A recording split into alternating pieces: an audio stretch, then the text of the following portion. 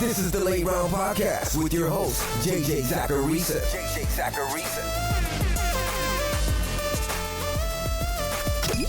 What's up, everyone? It's JJ Zacharisa, the editor-in-chief at FanDuel and at numberfire.com, and this is episode 470 of the Late Round Podcast, so many shows that are part of the FanDuel Podcast Network. A 2021, thanks for tuning in. I know a lot of you are on the fence about off-season content. To a lot of you, fantasy football is a 4 or 5 month thing, not a 12-month thing. And I can respect that. No one's forcing you to be fantasy football obsessed for 365 days a year. Now, with that being said, I can confidently say that the off-season episodes of the Late Round Podcast, they're the most important. They set things up for the season by helping you refine your process and by helping you understand the details of the game at a deeper level. So I hope that you stick around. I hope that you're here throughout the off-season. Today's episode, not exactly a deep dive that's going to help you dominate your fantasy leagues for years to come. We've got a whole offseason for studies. Instead, I do a show every year, this show, where I dig into strategy for your fantasy football playoff contests. If you've never played postseason fantasy football, you're not alone. It's not nearly as popular as the regular fantasy football game that we all play. And there are lots and lots of variations. With some formats, you draft a team with your league mates that you keep throughout the playoffs. Just like a normal draft, except teams get eliminated. With others, you just choose a different lineup every week based on the players who are available that week. The most common, or one of the most common, is one where you pick players to fill a team each week, but the catch is, you can't use a player more than once throughout the playoffs. Sites like fantasypostseason.com run contests with this one-and-done format. That's the format I'm going to focus on today, because it gives you a high-level understanding of the playoffs and how to approach it from a fantasy football perspective. Now, I know some of you won't be playing that type of format or any playoff format at all. Maybe you're not that interested. But I can guarantee you that with this specific episode, you'll learn at least something. Even if it's not specific to fantasy. Because with playoff fantasy football, you have to look at real NFL information, not just fantasy information.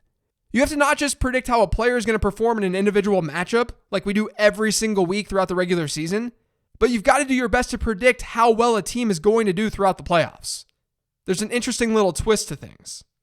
Now, before we really dig into all of this, with the NFL regular season officially a thing of the past, you may want to shift your focus to daily fantasy football over on FanDuel.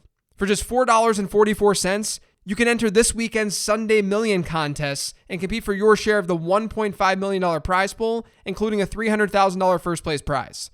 There's one running on Saturday and Sunday because there are 2 separate slates, so definitely check it out. For more details, visit FanDuel.com or download the FanDuel app today. Eligibility restrictions apply. Okay, so let's look at this one-and-done format at a high level. You need to strike a balance. You can't just use players from good teams to kick things off because good teams will advance in the playoffs. You don't want to get to the Super Bowl and not have anyone left to play. At the same time, you don't want to play it too safe and not be in a position to win once that Super Bowl hits, even if your Super Bowl roster looks good. It's a delicate balance. If we knew exactly how the playoffs were going to unfold, this whole task would be a lot easier. But just because we don't know exactly what's going to go down doesn't mean we shouldn't try to predict it. This is where the regular football analysis comes into play. Over on NumberFire, we have a metric that we use that's appropriately called NERD. NERD tells us the number of points we'd expect a team to win by against an average one on a neutral field. So a team with a NERD of 2, let's say, we would expect them to beat an average team or a team with a NERD of 0 by 2 points on a neutral field. If that NERD was -2, we'd expect them to lose by 2. They'd be a bad team or a below average team. Throughout the season, NumberFire's algorithm updates NERD scores. And they're not just based on record. In fact, according to NumberFire's numbers, and this is going to be different depending on the formula, but NumberFire had Tampa Bay as the best team in the NFL this year with a NERD of 9.92. This doesn't mean that I agree with it, for the record. It's just what the algorithm spit out. And also, for the record, I'm not the one building that algorithm. A lot of people think that the projections on NumberFire are mine. They're not mine. They're good projections, but I'm not the one who's building them. This doesn't automatically mean the Buccaneers are Super Bowl favorites. Not at all. Because of their bye weeks and the advantage that brings, the Chiefs have a 19.8% chance to win the Super Bowl. The Packers are at 18%. And then in third, it's the Saints at 10.9%. So the Saints actually have the best chance to win it all among teams playing this weekend. The Buccaneers are 7th when including the teams with byes. So you might be wondering why that's the case. The Buccaneers are really good in nerd, but they don't have significantly high odds to win the Super Bowl. But it just has to do with seeding and the path that these teams have to take to win the Super Bowl. The Buccaneers aren't a very high seed. They won't have home field advantage, and the chances they play Green Bay in round 2 is decently high. So it's good to have your head wrapped around those two things to start. The first is how good these teams actually are. And you don't have to use just one source like NumberFire. I think NumberFire is a great place to start, but you can search around. Other places will post their objective analytical scores for teams. And the Bucs might not be ranked as high in their algorithm.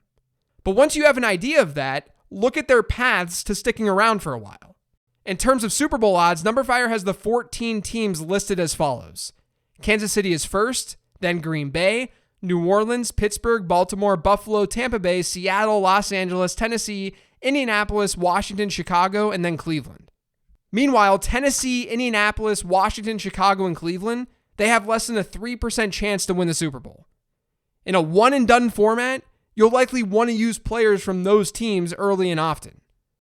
Now, one of the obvious differences this year compared to previous years is that there are more playoff teams.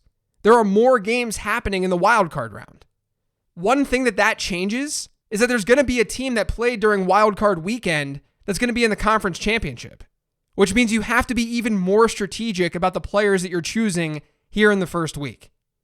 The easiest way to sort of combat this and work with this is to look at the wild card round and pinpoint teams who are most likely to lose this week. According to FanDuel Sportsbook, those teams are Chicago, they're 9.5-point underdogs, Indianapolis, they're 7-point underdogs, and Washington, they're 7.5-point underdogs. Now, usually bad teams or teams that lose big, there's not a ton of fantasy relevance on those teams. But each of those teams have studs or usable players for purposes of a one-and-done format. My approach each year is to find these wild card round underdogs and pick off the good players on those teams and put them in my lineup. Because chances are this is the only time that you're going to be able to use those players. So for Indianapolis, it makes sense to go with Jonathan Taylor. For Washington, you might want to consider Terry McLaurin or Logan Thomas. For Chicago, Allen Robinson and maybe David Montgomery. And look, there's obviously a chance that one of those teams wins this weekend. There's actually a decent chance that we see an upset.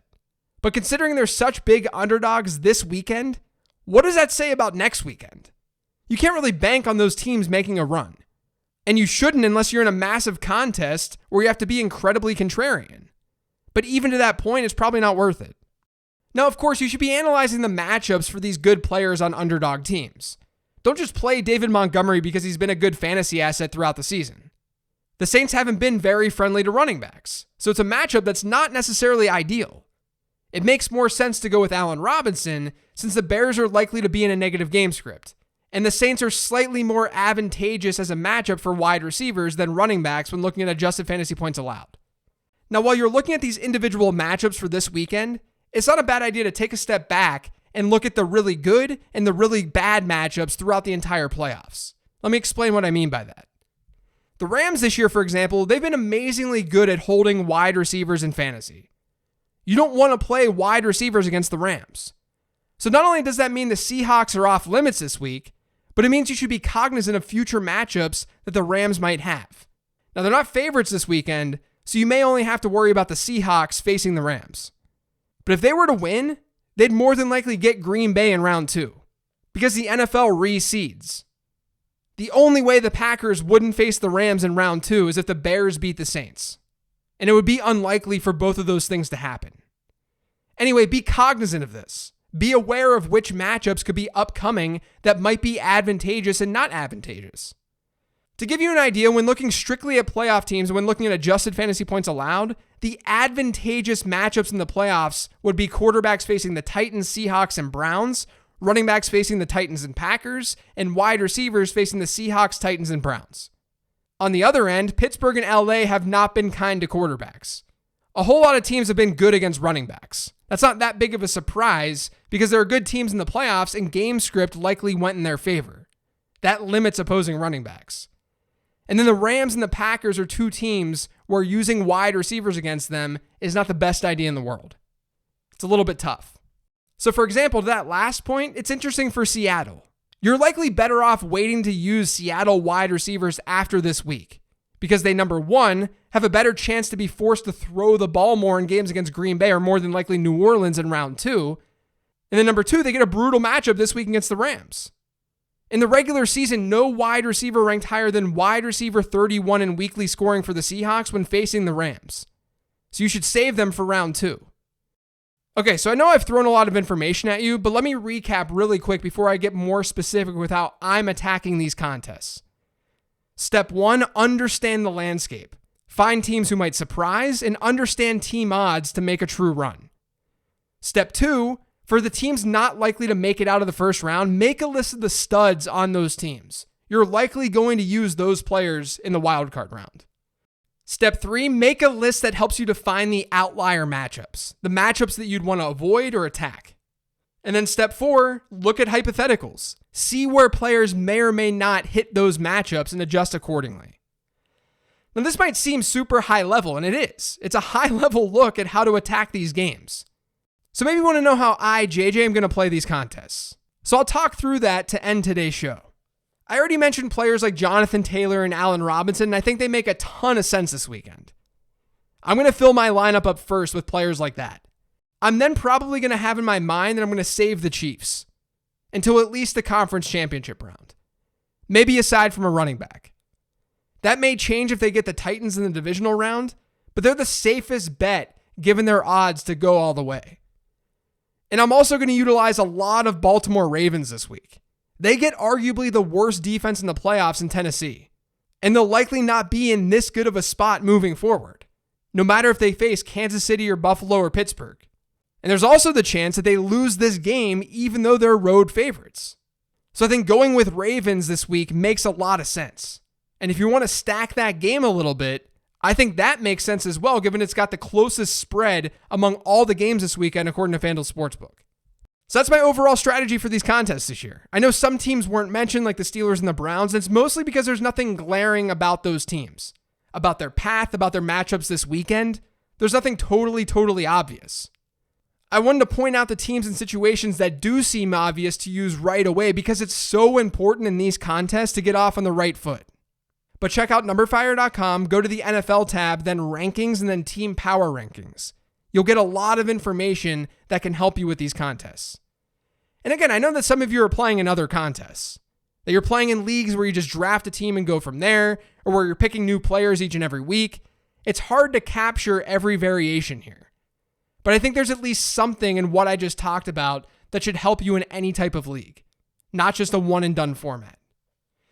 That's going to do it for today's show, though. Thanks to all of you for listening. If you've yet subscribed to the Late Round Podcast, make sure you are by searching for it pretty much anywhere podcasts can be found. And don't forget to follow me on Twitter at LateRoundQB. Thanks, everyone. I'll be back in your ears on Friday with the weekly mailbag show. That's the cadence for this show moving forward during the offseason. One show every Monday or Tuesday, and then the mailbag every Friday. If you have questions for that mailbag, feel free to @ me on Twitter, especially when I ask for those questions on Twitter, or you can email me questions during the offseason at jj@numberfire.com. I'll talk to you then.